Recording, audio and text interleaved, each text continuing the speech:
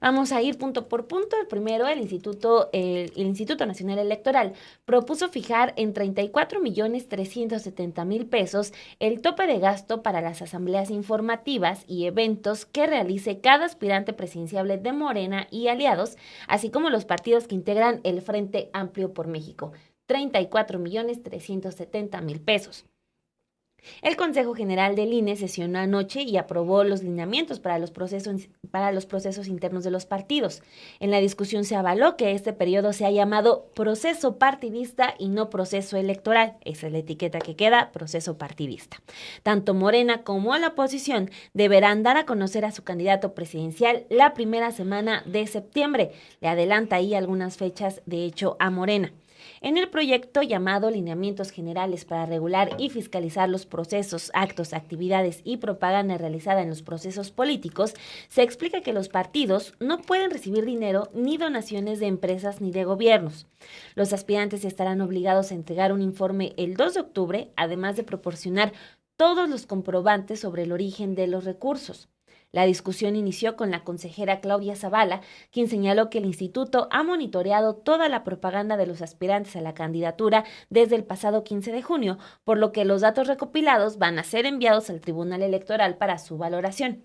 Además, Claudia Zavala criticó que se estén realizando actos proselitistas, acciones que no están permitidas en la Constitución, y dice, pues no está contemplado en la Constitución, que apenas el día de ayer pues estaban generando estas reglas. Vamos a escuchar esta primera parte de la discusión sobre lo que comentó Claudia Zavala. De acuerdo con la Constitución y las leyes electorales, solamente existe un momento en el que los partidos políticos, bajo el método que ellos mismos definan, pueden desarrollar procesos partidistas que tengan como objetivo posicionar a las personas que eventualmente serán designadas como aspirantes a un cargo de elección popular. A ese espacio temporal de actuación política se le denomina periodo de precampaña. Es importante destacar que fue precisamente la reforma de 2007 la que reguló, entre varias otras cosas, la competencia interna de los partidos para definir sus respectivas candidaturas en un momento previo a las campañas. Ni la Constitución ni las leyes electorales prevén un periodo de algo así como pre-campañas. Lo que el Tribunal Electoral nos ha ordenado en su reciente sentencia es, cito, emitir lineamientos que eviten que los actos que se realicen como parte del proceso político para definir a quienes podrían ostentar una precandidatura o candidatura vulneren la equidad de la contienda, así como que garanticen la debida fiscalización de los recursos destinados para tal efecto. Dicho de otro modo, lo que el tribunal le ha pedido a esta autoridad es normar una serie de actividades proselitistas en un periodo que simple y sencillamente no está contemplado ni en la Constitución ni en la ley electoral. Aquí me detengo un momento para señalar de manera categórica que eso de los procesos inéditos simplemente no existen. Lo que sí existe son procesos electorales que se llevan a cabo conforme a la ley o, por el contrario, fuera del marco de la ley. Lo que ahora predomina en la vida pública o más específicamente en la vida política son actos de proselitismo que realizan los distintos actores políticos. Tan es así que buena parte de la cobertura noticiosa de los medios de comunicación tradicionales y de Internet de la discusión, que buena parte de la cobertura de la discusión que imperan los diversos foros de opinión y de la conversación cotidiana en el espacio público tratan precisamente sobre estos actos proselitistas. A mí me preocupa mucho lo que está sucediendo y me preocupa porque lo que estas acciones de proselitismo encubierto están generando es una afrenta al Estado de Derecho, desde quienes se supone que están mayormente obligados a dar ejemplo de la importancia del cumplimiento de la ley.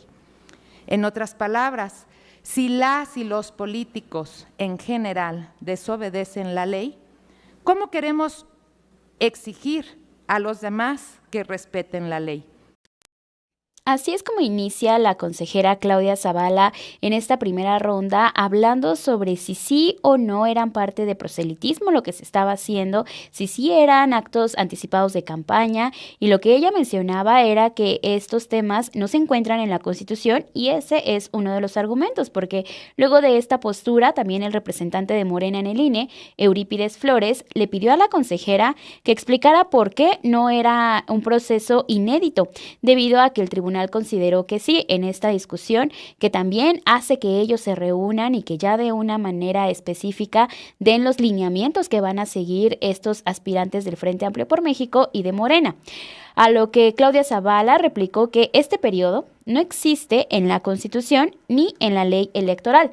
Por otro lado, la representación también de Morena en este instituto pidió que los aspirantes a la candidatura presidencial renuncien a sus cargos, porque es otro tema que hemos estado hablando estos últimos días aquí en Café y Noticias y en otros espacios, también para ver si sí iban a renunciar tanto Santiago Krill como Xóchitl Gálvez para que llegaran ellos, pues no utilizaran estos recursos, que era parte de lo que les estaban criticando, que estaban percibiendo por parte de sus cargos que tienen en el Senado o la Cámara de Diputados, así como también que se dedicaran únicamente a hacer esta candidatura para conseguir ser el responsable del Frente Amplio por México.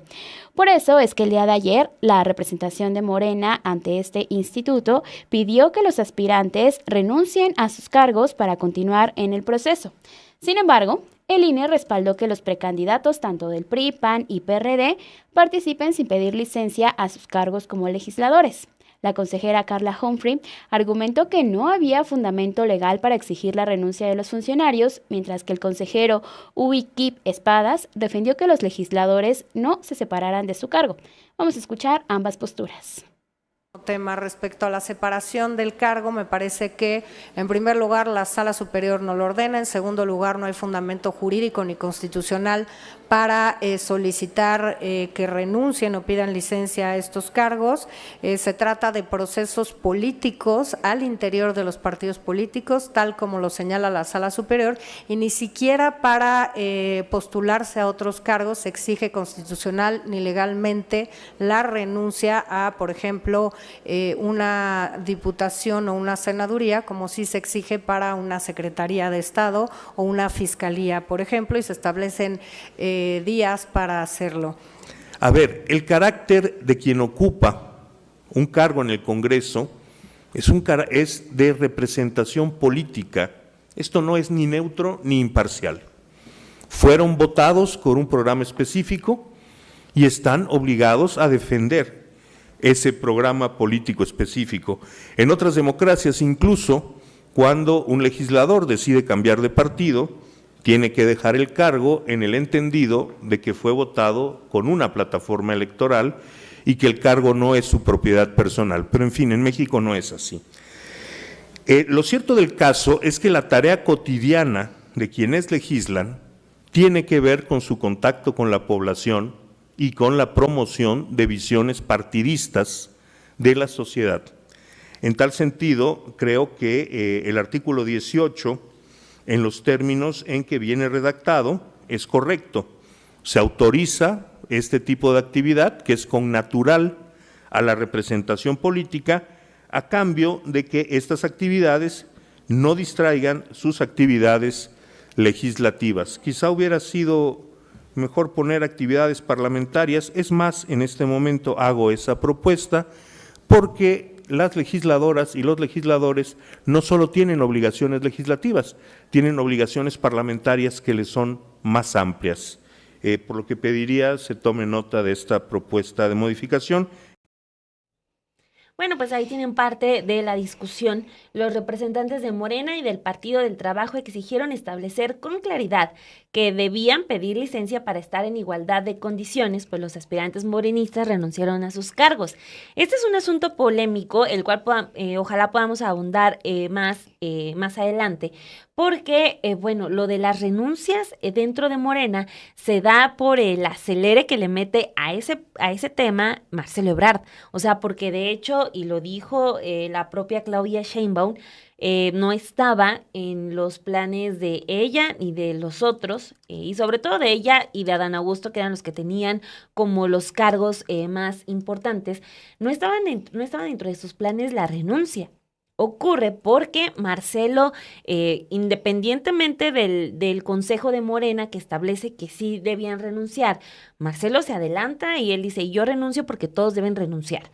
Entonces, pues aquí ya se genera toda una polémica porque en Morena y aliados renuncian, entonces pues ahora ya por eso también piden la renuncia del otro extremo, aunque insisto, si en Morena se dio fue principalmente porque Marcelo en ese punto metió el acelerador. Bueno, además, se aprobó que los servidores públicos podrán participar en los procesos internos de los partidos siempre y cuando no incurran en la vulneración a la equidad de la contienda.